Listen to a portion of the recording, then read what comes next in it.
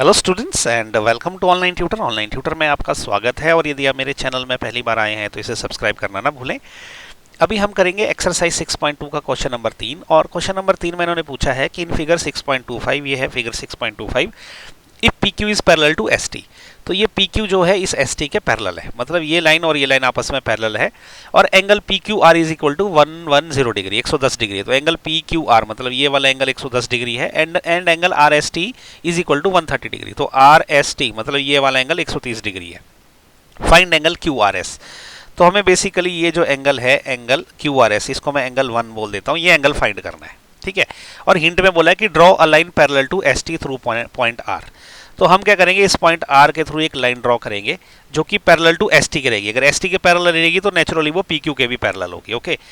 तो ये मैंने एक लाइन जो है वो ड्रॉ करी, यू वी लाइन, जो कि थ्रू आर के है, ये पैरेलल टू एस टी है, एस टी के पैरेलल है तो पी क्यू के भी पैरेलल रहेगी, ओके। तो हम ऐसे कंस्ट्रक्शन में लिख देते हैं, कंस्ट्रक्शन में ड्रॉ यू वी, ओके, ये यू है ये वी है, draw U B parallel to किसके, एस टी के थ्रू आर, ठीक है। यही लिख दिया हमने जो ऊपर लिखा था, बस ये यू बी हमने इस लाइन को नाम दिया, इसलिए हमने लिखा कि कंस्ट्रक्शन में ड्रॉ यू बी, एक कंस्ट्रक्शन को ऐसे कर देते हैं, यू बी एक लाइन है, इसको ड्रॉ करो थ्रू आर जो कि पैरेलल टू एस टी है, एस टी के पैरेलल है तो पी क्यू के भी पैरेलल रहेगी, ओके। अब हम क्या करते हैं ना, अब हम इनके एंगल्स के ना नामकरण कर देते हैं, उससे इजी रहेगा। देखो ये एंगल हमको दे रखा है लेकिन मैं इसको एंगल 2 बोल देता हूँ क्योंकि अदरवाइज ऐसे लिखने में दिक्कत होती है, ओके। इसको मैं एंगल 3 बोल देता हूँ, ओके। अच्छा, अब हमको निकालना तो एंगल 1 है, तो अगर मैं ये वाला एंगल जो है ना इसको मैं एंगल 4 बोल देता हूँ, अगर ये वाला एंगल और ये वाला एंगल इसको मैं एंगल 5 बोल देता हूँ। अगर किसी तरह से मैं इन दोनों की वैल्यू पता चल जाए ना तो यहाँ पे लीनियर पेयर की प्रॉपर्टी यूज करके मैं एंगल 1 निकाल सकता हूँ, ठीक है। तो सबसे पहले देखिए एंगल 4 कैसे निकलेगा, आपको डायग्राम में समझाता हूँ।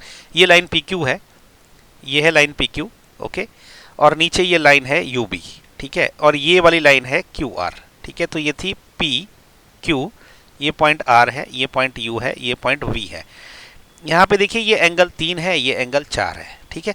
अब क्या पी क्यू यू बी एक दूसरे के पैरेलल है और ये ट्रांसवर्स लाइन है, तो एंगल 3 और एंगल 4 को अगर मैं जोड़ूंगा ना तो वो 180 डिग्री निकलेगा, क्योंकि सेम साइड ऑफ जो ट्रांसवर्स वाली जो एंगल होते हैं उनको जब हम जोड़ते हैं तो वो 180 डिग्री बनता है, ठीक है।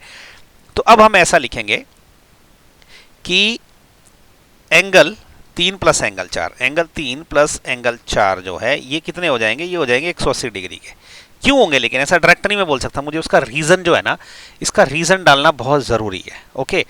तो हम ऐसा लिख देंगे। हम सबसे पहले तो क्या लिखेंगे, हम बोलेंगे कि ये जो पी क्यू है ना ये पैरेलल किसके है, ये यू बी के पैरेलल है, ये यू बी के पैरेलल है, और एंड ये जो क्यू आर है ना, ये क्यू आर ये ट्रांसवर्सल है, and Q R is transverse, okay, transverse है ये, मतलब तिरछी लाइन है, ठीक है। बस हो गया। तो अब इसके बाद हम क्या लिखेंगे कि ये जो है ना दोनों इंटीरियर एंगल है सेम साइड ऑफ ट्रांसवर्सल, ठीक है। तो ऐसा लिख देंगे हम अब, angles on same side of transversal are supplementary. ये पूरा लिखना आपने, इससे आपको नंबर अच्छे मिलेंगे, ठीक है। सप्लीमेंट्री मतलब जिनका योग जो है 180 डिग्री होता है। अब यहां से मैं आराम से, मुझे एंगल 3 की वैल्यू पता है, एंगल 4 में निकाल सकता हूं। तो एंगल 3 की वैल्यू कितनी है, 110 डिग्री प्लस एंगल 4, ओके, ये कितना हो जाएगा 180 डिग्री, ठीक है। यहां से एंगल 4 जो रहेगा ना 180 ऑलरेडी है, इसको मैं वहां ले जाऊंगा तो ये माइनस में हो जाएगा, ठीक है। तो इसका मतलब कि एंगल 4 जो है ये कितना निकल गया, ये निकल गया मेरा 180 में से अगर 110 चला गया तो ये 70 डिग्री रह जाता है, ठीक है। ये इक्वेशन 1 मान के रखो। अब इसको याद रखिए, इसको हम यूज करेंगे आगे यहाँ पे। अब एंगल 4 निकल गया, इसी तरह से एंगल 5 भी निकाल लेते हैं, जैसे यहाँ हमने किया था ना, इसी प्रकार से अभी एंगल 5 और इसके बीच में भी सेम प्रॉपर्टी लगेगी। देखिए ये क्या है ना, ये जो लाइन है ये देखिए ये एस टी लाइन है, ठीक है, और यहाँ से एस आर ऐसे है, और ये देखो आप तो ये है U और V, ठीक है। अब ये वाला है एंगल 2, ये वाला है एंगल 5, तो अगेन ये क्या है, सेम साइड ऑफ ट्रांसवर्सल है ये, ठीक है। तो इन दोनों का जोड़ भी 180 होगा। तो अब हम ऐसा ही लिखेंगे कि एंगल 2 प्लस एंगल 5 ये कितना हो जाएगा, ये हो जाएगा 180 डिग्री, ठीक है। ब्रैकेट में रीजन देना पड़ेगा क्या, कि S T is parallel to U B, okay. ये यू बी के, ये यू बी या बी यू जो भी लिखो आप, ये लाइन का लिखना आपने, ठीक है। एंड ये जो एस आर लाइन है ना, ये देखो S R line, S R is transverse, okay, ये ट्रांसवर्स है, ठीक है। तो ये हो गया इतना आधा रीजन। फिर लिखेंगे हम आगे का रीजन कि angles on same side of transverse are supplementary, supplementary, ये हो गया। तो यहां से एंगल 5 निकाल सकते क्योंकि एंगल 2 की वैल्यू तो हमको पता है 130 डिग्री है, तो मैं एंगल 2 की वैल्यू लिख देता हूं 130 degree plus angle 5 is equal to 180 degree, ठीक है। विच इंप्लाइज कि एंगल जो 5 है ना वो हो जाएगा 180 डिग्री माइनस 130 डिग्री, क्योंकि जब 130 वहां जाएगा तो ये माइनस का हो जाएगा। विच इंप्लाइज एंगल 5 जो है ना this will be equal to 180 में से अगर 130 चला गया ना तो ये 50 डिग्री बच जाता, तो ये इक्वेशन 2 हो गई। अब देखिए मुझे एंगल 4 और एंगल 5 मिल गया, एंगल 4 भी पता चल गया, एंगल 5 भी पता चल गया, तो यहां से मैं लीनियर पेयर की प्रॉपर्टी यूज करके एंगल 1 निकाल सकता हूं, ओके। तो उसको निकालने के लिए पहले ये जो डायग्राम है इसको मैं डिलीट कर देता हूं ताकि मुझे यहां जो है सॉल्व करने के लिए जगह मिले। तो मैं इस एरिया में जो है आगे का जो है सोल्यूशन निकाल लेता हूं, ठीक है। अब देखो, अब मैं क्लियरली लिख सकता हूं कि angle 4 plus angle 1 plus angle 5 this is equal to 180 degree, इसमें कोई डाउट नहीं है।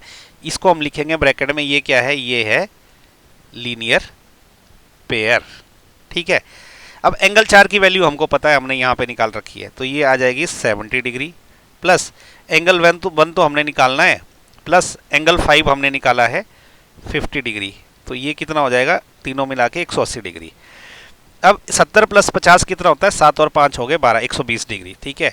तो angle 1 plus 120 degree this is equal to 180 degree. So angle 1 जो है वो कितना हो जाएगा, 180 डिग्री माइनस 120 वहां जाएगा तो माइनस का हो जाएगा ये 120 डिग्री। तो एंगल 1 कितना आ गया, अभी 180 में से अगर 120 हटा दो तो वो 60 डिग्री रह गया, ठीक है। अब एंगल 1 क्या है, एंगल 1 वही है जो हमसे पूछा था, क्या पूछा था, angle Q R S, Q R S क्या है, एंगल 1 है। तो यहां मैं लिख सकता हूं कि विच इंप्लाइज, जो मेरे से पूछा था कि angle Q R S, okay, ये वाला angle, this is equal to nothing but 60 degree, okay. तो ये हमारा आ गया फाइनल आंसर, ओके। तो इसके साथ जो है ना क्वेश्चन नंबर 3 खत्म हो गया। कुछ डाउट है तो नीचे कमेंट करके पूछिए। बस एक और चीज याद रखिए, आप ये जो नामकरण डालने की ना आदत डालिए, जैसे एंगल 3, एंगल 4, एंगल 5, एंगल 2, अगर आप ऐसे करोगे ना आपको थोड़ा ही लिखने में ईजी होगा। अदरवाइज ऐसे कंफ्यूजन होती है, जैसे मैं लिखूंगा angle T S R, angle P Q are, उसमें क्या थोड़ी सी कंफ्यूजन होती है, ओके। इनिशियली नामकरण करने में ना आपको थोड़ा सा अनकंफर्टेबल लगेगा, लेकिन जैसे आप यूज्ड टू हो जाओगे ना तो ये आपको फास्ट रिजल्ट देगा प्रॉब्लम सॉल्व करने में, ठीक है। तो क्वेश्चन 3 खत्म।